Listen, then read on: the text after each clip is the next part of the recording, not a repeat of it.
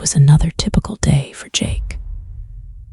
The sun had barely risen, casting a golden hue over the sleepy town as he started his delivery route. As a delivery driver, Jake knew his job well. Long hours on the road, picking up packages, rushing to make deliveries, trying to beat the clock. But there was something different about today. Something small. Something that might seem insignificant to others, but would later change everything. As he pulled up to a small suburban street to make his first delivery, Jake noticed a small, scruffy dog sitting on the curb, watching him with sad, hungry eyes.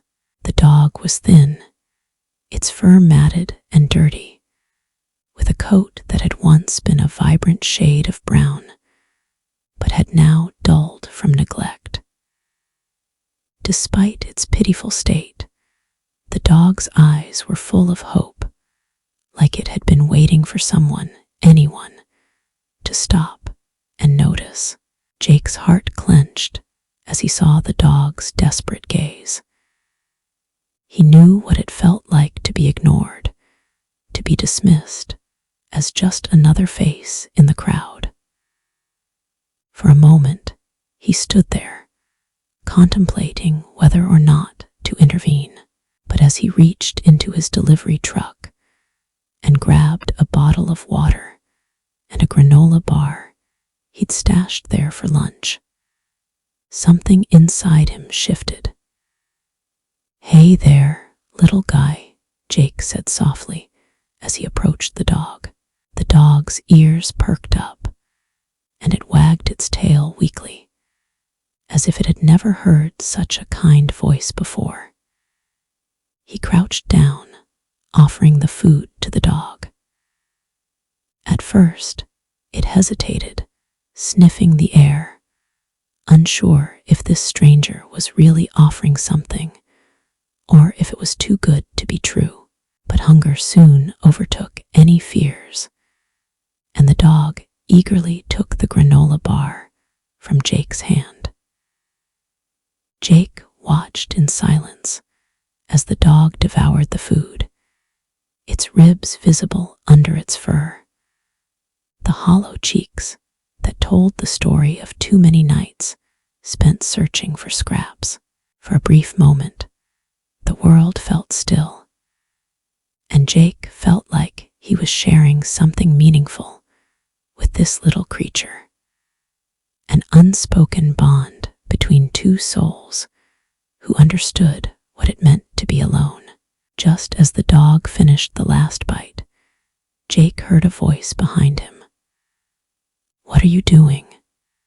Jake stood up quickly, turning to see his boss, Mr. Harris, walking towards him with a disapproving look on his face. Jake had always known Mr. Harris to be a no-nonsense kind of guy, the type who never smiled and always focused on getting the job done without delay. "I'm just feeding the dog, sir," Jake said, trying to stand his ground, though he could feel the weight of Mr. Harris' gaze on him. "Feeding the dog," Mr. Harris scoffed. "That's not your job, Jake. You're here to deliver packages, not to play the hero." Jake opened his mouth to protest, but before he could say anything, Mr. Harris continued, his voice growing colder. "You're wasting company time. That dog can find food somewhere else. Get back to work. I'll deal with you later." Jake's chest tightened. He didn't know why, but something inside him snapped. He had been working for this company for over 2 years, putting in long hours, never complaining, always doing what was asked of him. But seeing that dog, seeing how hungry and broken it was, had made him realize something. He wasn't just a delivery driver. He was a person with compassion, someone who cared about more than just the bottom line. Without saying another word, Jake turned and walked back to his truck, his heart heavy. He knew what was coming next, but he didn't care. When he returned to the office later that day, Mr. Harris was waiting for him. "Jake, I'm afraid I'm going to have to let you go," he said coldly, his arms crossed over his chest. "This is the third time you've been late today, and feeding stray animals on company time is unacceptable. You've shown a lack of judgment, and I can't have that on my team." Jake stood there, looking at Mr. Harris, the man who had never once treated him with any kind of respect. He didn't want to argue or beg for his job. "Fine," Jake said, his voice steady despite the storm raging inside him. "I'll leave, but I won't apologize for caring." With that, he grabbed his jacket and walked out of the office, the door slamming behind him. As he stepped into the parking lot, his heart sank. He had just lost his job, the one thing that had been holding him together. He had bills to pay, a car that was barely hanging on, and no idea what he would do next. It felt like everything was falling apart. But as he walked to his car, he heard a familiar sound, the soft patter of paws. Turning around, Jake's eyes widened. The little dog from earlier was standing at the edge of the parking lot, wagging its tail, as if it had been waiting for him. Jake crouched down, surprised to see the dog had followed him. It seemed like the little creature wasn't as alone as it appeared. "Hey there, little guy," Jake said, a smile tugging at his lips despite the chaos of his day.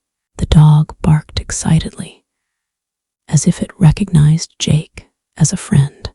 But then, to Jake's astonishment, something even more incredible happened.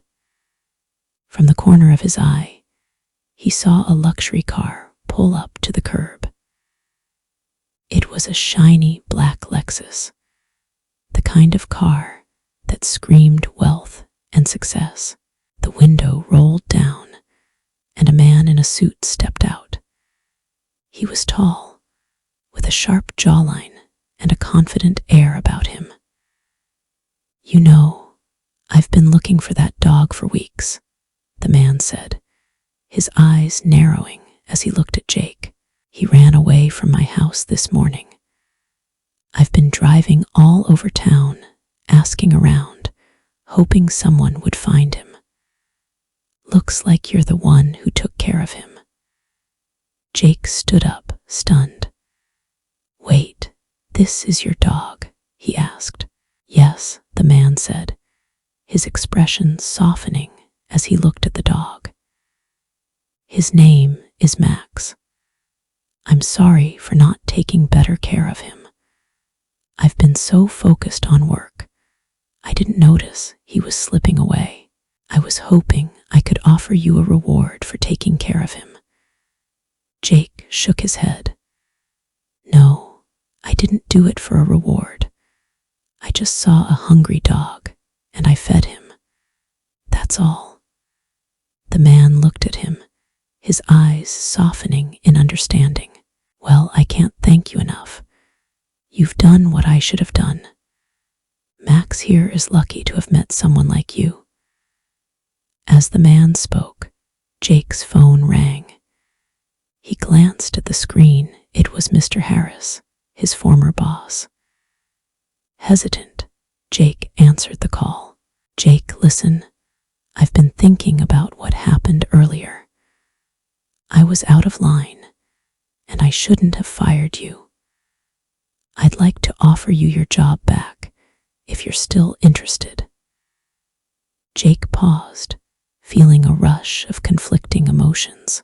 He didn't know what to say, but just as he was about to speak, the man with the luxury car smiled and stepped forward. "Actually, Jake, how about this? I run a business that's growing fast, and I need someone reliable. How would you like to come work for me? I can offer you a better salary, better hours, and a job where your compassion for others won't be punished." Jake stood there, stunned. The man had heard his hesitation, and he smiled again. "I can promise you, your time will be respected, and I'll value what you do here. What do you think?" In that moment, everything changed. The world had a strange way of working itself out, of balancing the scales. What had seemed like a loss, losing his job, being scolded for showing compassion, turned out to be the very thing that led Jake to a new beginning. With a grateful smile, Jake shook the man's hand. "I think that sounds like exactly what I need." As they spoke further, Max, the little dog, happily wagged his tail between them, as if he knew that, in this moment, fate had played its part. He had brought Jake and the man together, and in return, both of them would find what they had been looking for. The dog, once lost and abandoned, had found his way home, and so had Jake. Jake sat quietly in the back seat of the luxury car, his thoughts racing, each moment since he had met the stranger seeming more surreal than the last. Max, the dog, was curled up on the floor of the car, his once ragged fur now clean, and his tired eyes held a certain peace as he napped contentedly. Jake glanced at the man beside him, who introduced himself as Edward. He was well dressed, his posture upright and confident, a stark contrast to the nervous, ragged mess Jake had been just hours ago.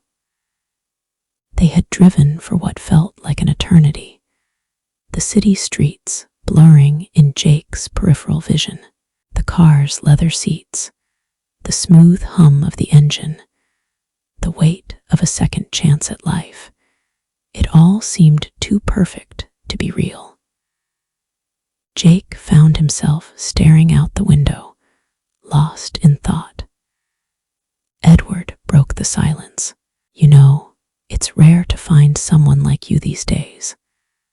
Most people wouldn't have stopped to help a stray dog. Most would have just driven past." His voice had a soft sincerity that made Jake feel at ease, as if he were being seen for the first time, not just as a delivery driver, but as a person with value. Jake swallowed, his throat dry. "I didn't do it for recognition. The dog was hungry, and it wasn't his fault that he was left out there. I couldn't just keep driving." He shifted in his seat, trying to avoid making eye contact. "I guess I just felt connected to him in some way. You know, I've been struggling myself, feeling like no one cares, like I'm invisible sometimes. But when I saw that dog, I felt like I had to do something. It was like he was waiting for someone to see him." Edward nodded, understanding in his eyes. "I get that. I understand more than you know. Life has a funny way of throwing obstacles at us. I've been there too." He paused, and for the first time, Jake noticed a hint of vulnerability in his expression.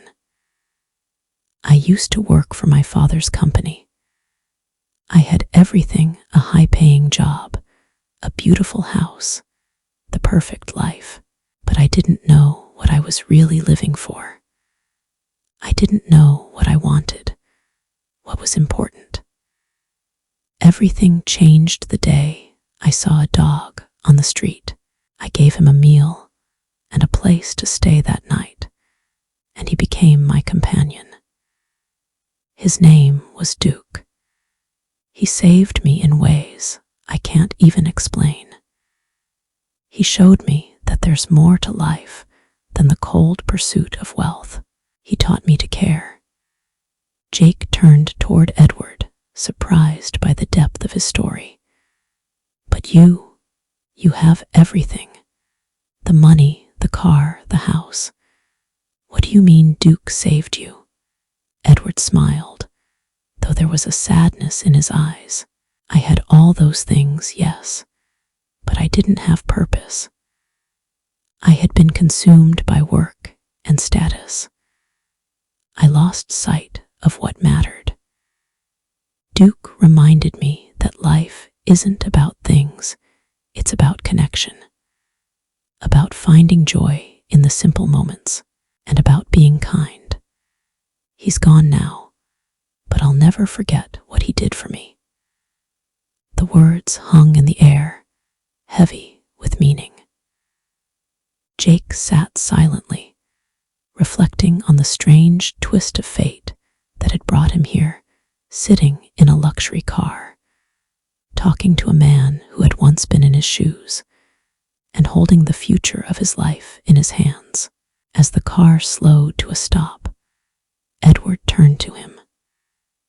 "This is where I live," he said, gesturing toward a gated estate ahead. The house was massive, its architecture modern and sleek, set against a backdrop of beautifully manicured gardens. It was a far cry from Jake's small, worn-out apartment. But more importantly, this is where you can start fresh. I'm offering you a job, Jake, a real opportunity. You won't just be a delivery driver. You'll be an integral part of my team. I want to help people like you, people who have been overlooked, people with potential, who just need the right opportunity. Jake felt a mix of emotions swirling within him: gratitude, disbelief, hope. He stepped out of the car and stood in front of Edward's house, taking in the grandeur of it all. But despite the luxury that surrounded him, it wasn't the mansion or the wealth that mattered. It was the promise of a new beginning, a chance to rebuild his life and to make a difference. Edward led him through the gates, and they entered a cozy living room. The walls were adorned with family portraits, and there were shelves filled with books and dog toys. It was warm, inviting, and personal, nothing like the cold, impersonal office he had left behind. "Why are you doing this for me?" Jake asked, still trying to wrap his mind around everything. Edward looked at him, his gaze steady. "Because I've been where you are, Jake. I've been at the bottom, and I know what it feels like to think that no one cares. But there are people who care. You're not invisible. You matter." Jake's heart swelled, and a lump formed in his throat. "Thank you, Edward. I don't know what to say." "You don't have to say anything. Just know that I see you, and I want to give you a chance to succeed. The first step is this: you're going to be a part of something bigger than yourself. I've got a company that's focused on helping people and animals in need.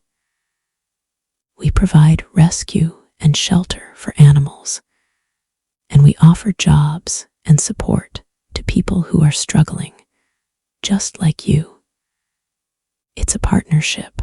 You help us, we help you." Jake felt overwhelmed, but in the best way possible. He had always dreamed of having a purpose, of helping others, of making a real difference. And now, it seemed like he had found that purpose. It wasn't just about delivering packages or running errands. It was about giving back to the world in a meaningful way. The next few weeks passed in a blur. Jake settled into his new job with Edward's company, helping organize animal rescues, building partnerships with local shelters, and advocating for pet adoption. Max, the dog he had saved, became a constant presence in his life, always by his side, reminding him daily of how far he had come. It wasn't just about the job or the success. It was about the relationships he had built, the people he had met, and the animals he had helped. He was no longer the invisible delivery driver. He was part of something bigger, and it all started with one simple act of kindness, a small gesture that had set everything in motion. In the end, Jake learned that sometimes the world has a way of testing you. It throws obstacles in your path, and you're faced with a choice: give up or keep going. But if you're willing to show kindness and care for others, even when it seems like no one is watching, you'll find that the universe has a way of rewarding you in ways you never expected.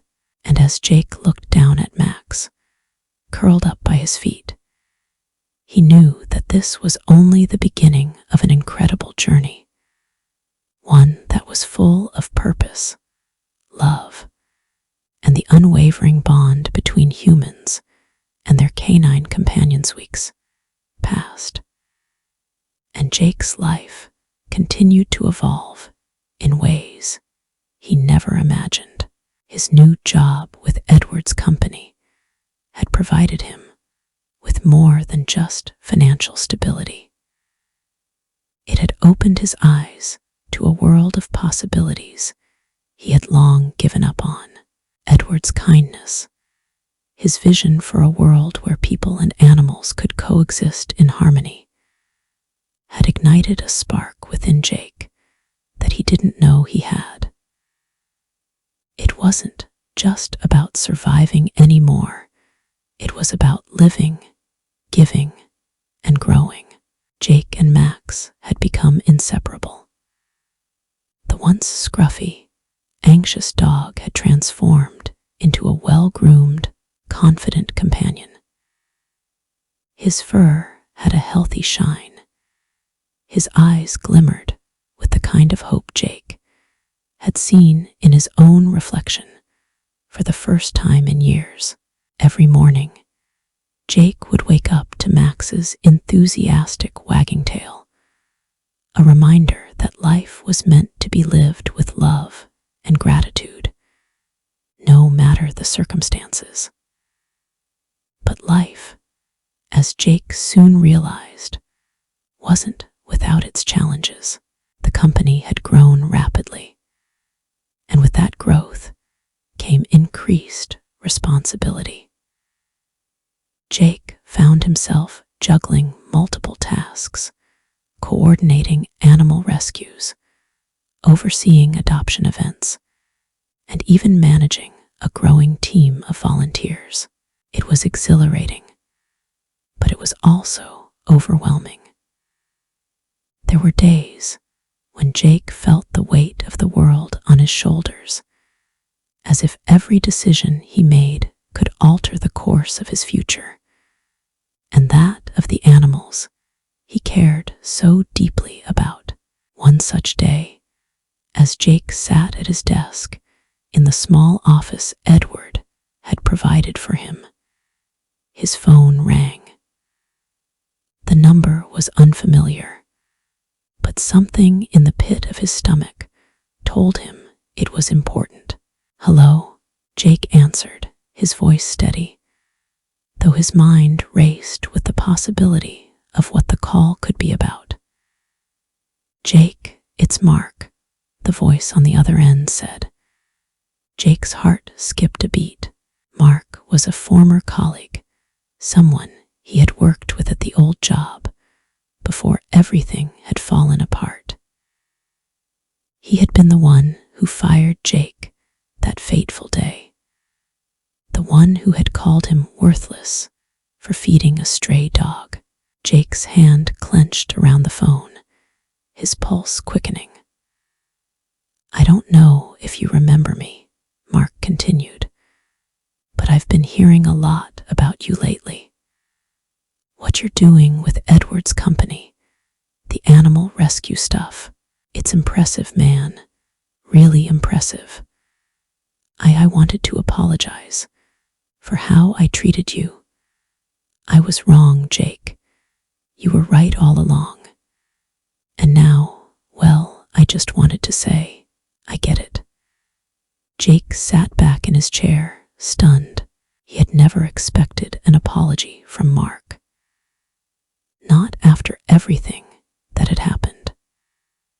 The pain of losing his job, the humiliation of being fired for something as simple as kindness, it had haunted him for months.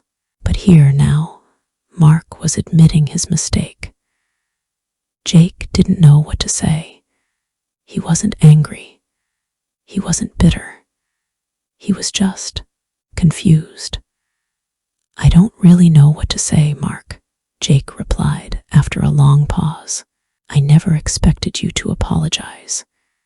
You've got your own life, and I've got mine. I've moved on, and honestly, I'm glad things happened the way they did. But thank you, I guess, for owning up to it." There was a brief silence on the other end before Mark spoke again, his voice filled with sincerity. "Jake, I was wrong, and I know you don't owe me anything, but I'd like to help. I know it's not much, but I have some connections in the pet industry.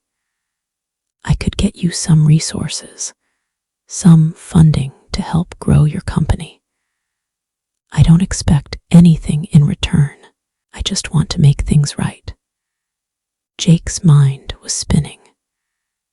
The idea of receiving help from someone who had once been his antagonist was a strange concept. But he had come a long way from the man who had been kicked out of his job for caring about a dog. He had learned the value of forgiveness and second chances, both for others and for himself. "I'll think about it," Jake said quietly, "but I appreciate the offer." After hanging up, Jake sat for a long time, reflecting on the conversation. He had always believed that people were either good or bad, that they could be easily categorized by their actions. But Mark's unexpected apology had shown him that people were more complex than that. Everyone had their reasons for acting the way they did, and sometimes it took a wake-up call for someone to realize their mistakes. Later that afternoon, as Jake prepared for an upcoming adoption event, he found himself feeling a renewed sense of hope. Life wasn't perfect, but it was unfolding in unexpected and beautiful ways. He had a job he loved, a dog who had become his best friend, and a new outlook on the world. The support of Edward and the company had given him a sense of purpose that he had longed for. And even Mark's apology was a reminder that the universe had a way of making things right, even when it didn't seem like it would. The adoption event was a success.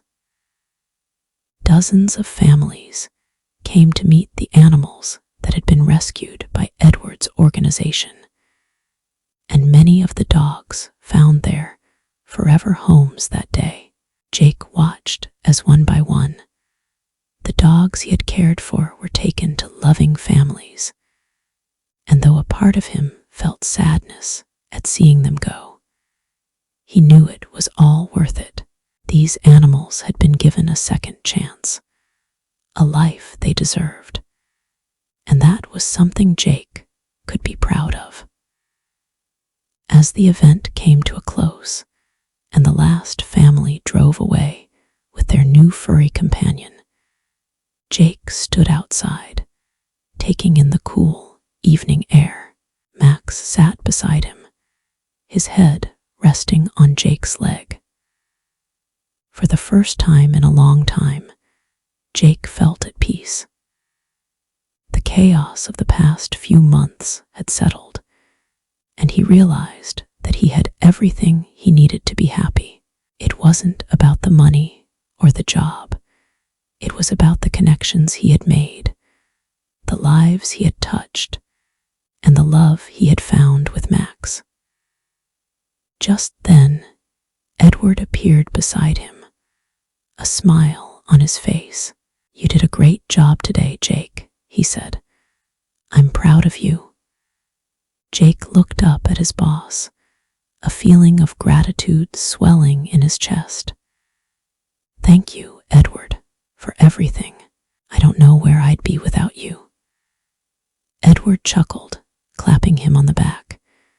"You'd be just fine, Jake. You've got a good heart. That's all you need."